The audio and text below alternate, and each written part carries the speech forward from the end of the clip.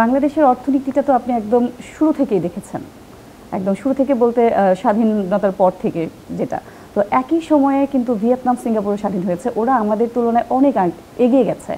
আমরা কেন পারলাম না? আমাদের আসলে দুর্বলতাগুলো কোথায় ছিল, বা এখন পর্যন্ত আমরা ওই দেশগুলোর মোটামুটি কাছাকাছি নেই? সিঙ্গাপুরের কাছে তো নেই, আপনি একটু যদি বলেন আমাদেরকে আসলে আমাদের কোথায় ভুল ছিল।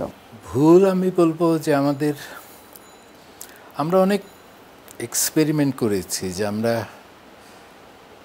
অর্থনৈতিক ব্যবস্থাপনায় কোন মডেলটা ফলো করব।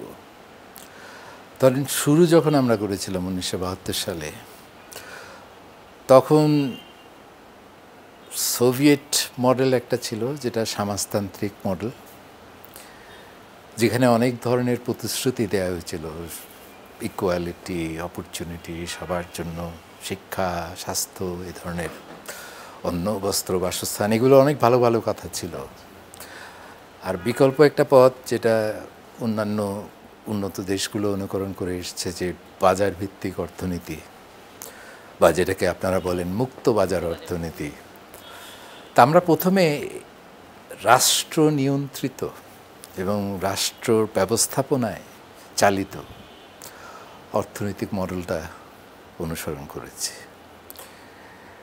যেটা ওই একই সময়ে ধরেন সোভিয়েত ইউনিয়নও করেছে, বা ভারত 1947 সালে স্বাধীন হওয়ার পরে নেহরুর নেতৃত্বে যেই মডেলটা তারা ফলো করেছে, ওটা একই ধরনের একটা মডেল তারাও অনুসরণ করেছে, যেখানে আন্তর্জাতিক বাণিজ্যের উপর একটা অবিশ্বাস ছিল, যে বিশ্বের সাথে আমার অর্থনীতিকে দূরত্বটা যত বেশি রাখা যায় ততই নিরাপদ। কারণ ধনতান্ত্রিক অর্থনৈতিক ব্যবস্থায় এইটাকে সন্দেহের চোখে দেখা হতো, যে এর ফলে গরিব আরও গরিব হবে, ধনী আরও ধনী হবে, জাতি হিসাবে আমরা উন্নতির দিকে যেতে পারবো না। কাজে রাষ্ট্র যদি সব কিছু ঠিক করে দেয়, তাইলেই হয়তো সবার জন্য সেটা ভালো ফল নিয়ে আসবে।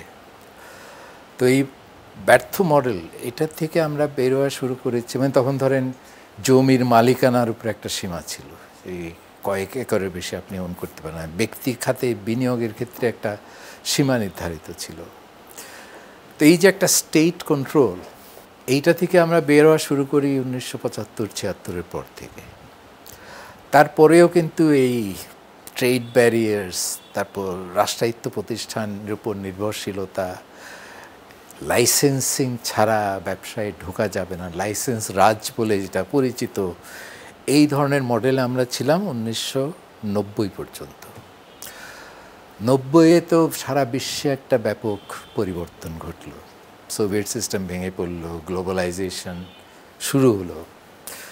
তখন থেকে আমি বলবো যে বাংলাদেশ অর্থনীতি ঘুরে দাঁড়ানোর পথে এগোতে শুরু করলো। তার আগেও কিছু কিছু পলিসি নেওয়া হয়েছে, কার্যকর হয়নি। হ্যাঁ, কিছু পথ পরিবর্তনের কিছু পদক্ষেপ নেওয়া হয়েছে, কিন্তু মোটা দাগের যেই সংস্কারগুলি এসছে, যেটা একটা বাজারভিত্তিক অর্থনীতিকে একটা শৃঙ্খলার মধ্যে নিয়ে আসে, সেটা হলো 1990-এর পর থেকে।